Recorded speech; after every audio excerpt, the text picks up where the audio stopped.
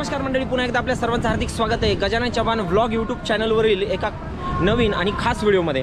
मंडळी, आजचा हा व्हिडिओ आपण छत्रपती संभाजीनगर ते पैठण जो असा हायवे जाणार आहे, तर या हायवेच्या कामाचे अपडेट आपण या आपल्या व्हिडिओमध्ये आज घेऊन येणार आहोत। जवळजवळ 42.5 किलोमीटर लांबीचा हा प्रोजेक्ट ब्राउनफील्ड प्रोजेक्ट म्हणून ओळखला जातो आणि हा जो आहे छत्रपती संभाजीनगर आणि त्याच जिल्ह्यातील पैठण तालुक्याला जोडल्या जाणारा हा नॅशनल हायवे 752 ई नंबरचा हा हायवे पाहायला मिळतो। आणि चला तर मग या व्हिडिओमध्ये आपण संपूर्ण काम पाहणार आहोत, किती काम झालेलं आहे तर, आणि या टप्प्यामध्ये या महामार्गावरती कुठली कुठली महत्त्वाची ठिकाणे येतात हे सुद्धा आपण या व्हिडिओमध्ये पाहणार आहोत ड्रोनच्या माध्यमातून। अद्याप जर आपण आपल्या चॅनलला सबस्क्राईब केलं नसेल तर सबस्क्राईब करा आणि व्हिडिओ संपूर्ण पाहून लाईक करायला विसरू नका। आता या दिशेला स्टार्टिंग पॉईंट आहे पैठणच्या दिशेला आणि इकडून राईटला आपल्याला हा महामार्ग म्हणजेच पैठणकडे शहरामध्ये जात असताना पाहायला मिळतो। म्हणजेच चेन्नई स्टार्टिंग पॉईंटलाच आपण चेन्नईच्या उभे आहोत। पैठणच्या दिशेने आपण प्रवास करणार आहोत पैठण ते छत्रपती संभाजीनगर। आता इथून आपण या भागावरती सध्या म्हणजे या चौफुलीवरती या टी पॉईंटवरती एक ड्रोनच्या माध्यमातून दृष्टिक्षेप टाकणार आहोत। नॅशनल हायवे 752 ई जो की छत्रपती संभाजीनगर ते नगर जिल्ह्यातील खर्डा या गावापर्यंत एकूण 115 किलोमीटरचा हा महामार्ग, ज्याला 2 लेनवरून 4 लेनपर्यंत छत्रपती संभाजीनगर ते पैठण दरम्यान जवळपास 42 किलोमीटरचा रोड विस्ताराचे कार्य NHAI मार्फत करण्यात येत आहे। तर हे काम आता अंतिम टप्प्यात आले आहे। शांतीब्रह्म एकनाथ महाराज यांच्या दर्शनाकरिता अनेक भाविक पैठण या ठिकाणी येत असतात।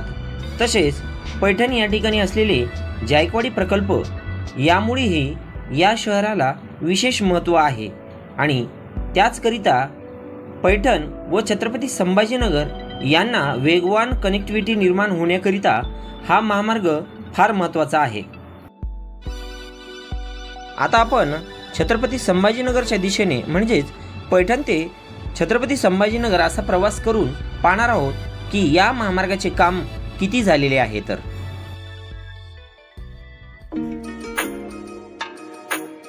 पैठण ते कातपूर ज्या ठिकाणी पावन गणपतीचे अधिष्ठान आहे, या ठिकाणापर्यंत दोन्ही साईडचे डांबरीकरणाचे काम पूर्ण झालेले असून सेंटरला डिवायडरचे वर्क देखील पूर्ण झालेले पाहायला मिळत आहे।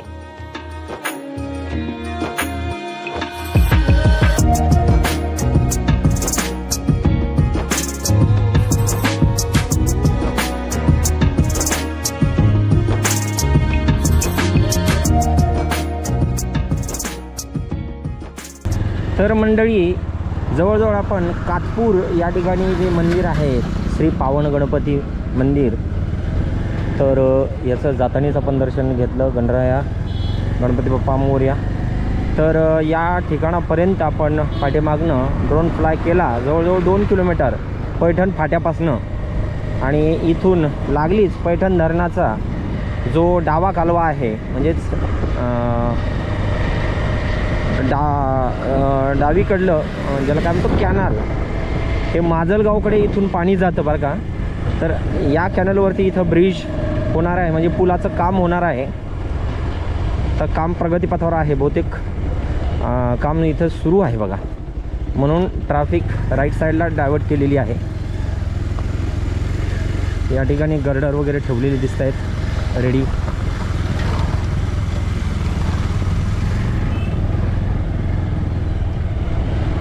आणि हा राईट साईडचा जो आहे तो जुना बहुतेक पूल आहे हा।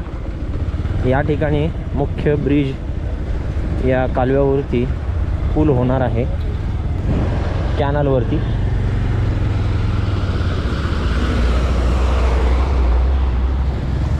काम सध्या इथं सुरू आहे, वर्कर वगैरे पाहायला मिळतील आपल्याला या ठिकाणी। त्यामुळेच या ठिकाणी हे इथं पहा बरीचशी वर्दळ पाहायला मिळते। आणि मंदिरापर्यंत आपण काम दोन्ही साईडचं बिटुमिनचं पाहिलेलं आहे, पूर्ण झालेले। आणि या जो डावा कालवा आहे तर याच्या इकडल्या बाजूला म्हणजे छत्रपती संभाजीनगरच्या दिशेला पण दोन्ही साईडचं वर्क या ठिकाणी पूर्ण झालेलं आहे. डिवायडर पण आपल्याला या ठिकाणी याचं कामसुद्धा पूर्ण झालेलं दिसत आहे. फक्त लेन मार्किंग या ठिकाणी बाकी आहे पा. चला आता कुठपर्यंत काम झालेलं आहे काही अंतर आपण प्रवास करूया.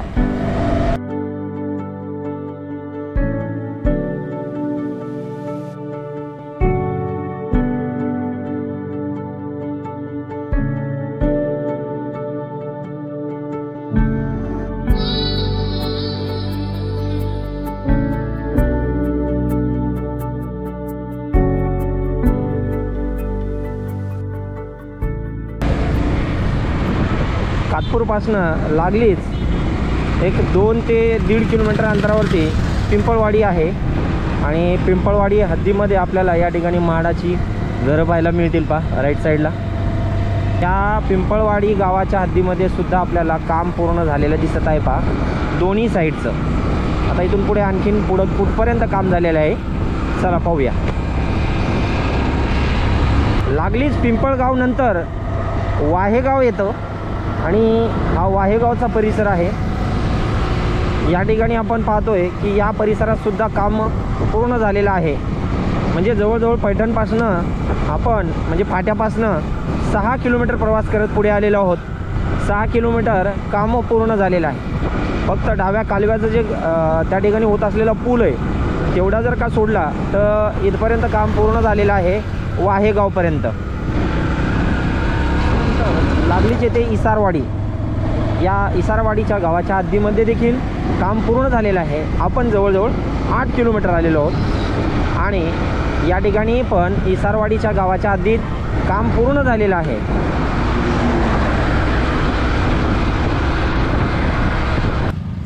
तर मित्रांनो या दिशेने पाठीमागनं आपण प्रवास करत पैठणवरून आलेलो आहोत आणि या दिशेला पुढे आहे ढोरकीन. या महामार्गावरती सर्वात महत्त्वाचं गाव म्हणजे ढोरकीन हे गाव आहे आणि या गावाचं हद्दीमध्ये जे काम आहे तर किती झालेलं आहे हे आपण या ठिकाणाहून ड्रोन फ्लाय करून पाहणार आहोत.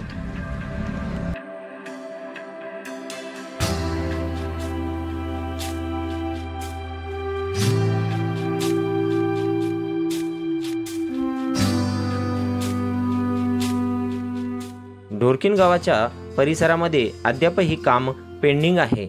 या ठिकाणी 2 लेनवरून 4 लेनपर्यंत रोड विस्तारासाठी अतिक्रमण हटाव एवढेच काम झालेले दिसत आहे.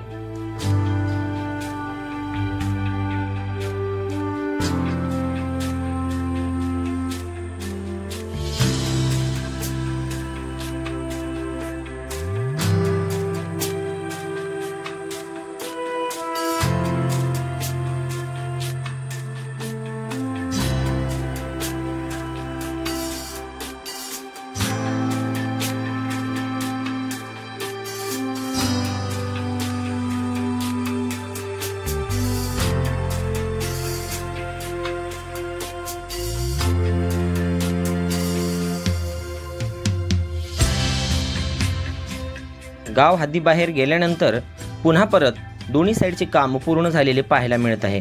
राईट साईडला लेन मार्किंगचे काम देखील पूर्ण झालेले पाहायला मिळेल.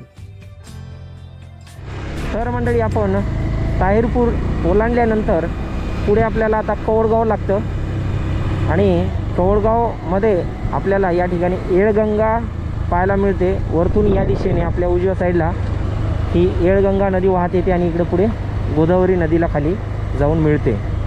तर या ठिकाणी या येळगंगा नदीवरती हा पूल होत आहे. तर याचं काम किती झालेलं आहे आपण गोप्रो माध्यमातून पाहणार आहोत. रस्ता इकडं डायव्हर्ट केलेला आहे. पण लेफ्ट साईडचं काम म्हणजे पैठणकडून संभाजीनगरकडे जाणारं काम आहे ना तर ते पूर्ण झालेलं आहे. स्लॅब वगैरे वाहतूक पण सुरू आहे. राईट साईडचंच काम बाकी आहे पण या बाजूला म्हणजे तिकडून छत्रपती संभाजीनगरवरून येणारी वाहतूक पैठणकडे त्या दिशेचं काम अद्यापही बाकी आहे. ही येळगंगा रिवर आहे. कवडगाव पुढे आहे पण आणि इकडे पुढे पैठणकडे म्हणजेच आपल्या गोदावरी नदीला जाऊन मिळते. सर्वात पैठणच्या दिशेने पाठीमागं आपण कवडगाव पाहिलं. कवडगावच्या हद्दीतून काम पात पुढे आल्यानंतर असाच हा रस्ता इकडे छत्रपती संभाजीनगर बिडकीनकडे जातो आणि या दोन्हीच्या दरम्यान म्हणजे कौळगाव आणि बिडकीन हद्दीमध्ये आपल्याला या ठिकाणी राईट साईडला आपल्याला ऑरिक सिटी जी नव्याने निर्मिती होत आहे, तर इकडे आपल्याला त्याचं काम ही सिटी पाहायला मिळेल. या दिशेला ही नवीन सिटी औद्योगिक सिटी निर्मिती होत आहे 2 फेजमध्ये. एक आपल्याला शेंद्राकडे आणि दुसरी म्हणजे बिडकीनकडे. हा पूर्ण परिसर या ठिकाणी ऑरिक सिटीचा आपल्याला पाहायला मिळेल आणि नव्याने इथं उद्योग निर्मिती होत आहे, गुंतवणूक होत आहे. आपण रस्ता भटकलो, आपला मार्ग पाठीमागे, पण दाखवण्यासाठी आपण इथपर्यंत आलेलो आहोत. तर पुन्हा परत आपण आपल्या मार्गाला मार्गस्थ होऊया.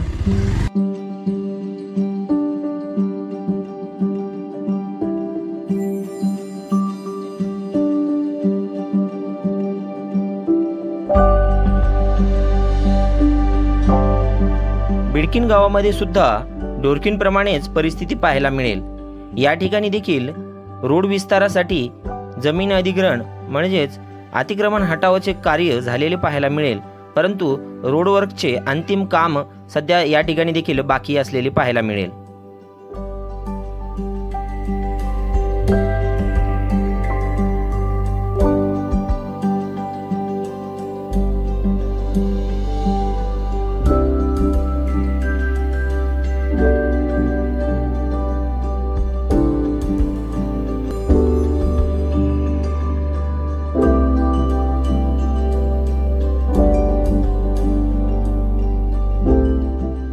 चला तर मग पुन्हा भेटूया पुढच्या व्हिडिओमध्ये. हा व्हिडिओ तुम्हाला नक्कीच आवडला असेल तर लाईक जरूर करा आणि आपल्या चॅनलला अद्याप सबस्क्राईब केलं नसेल तर सबस्क्राईब पण करायला विसरू नका.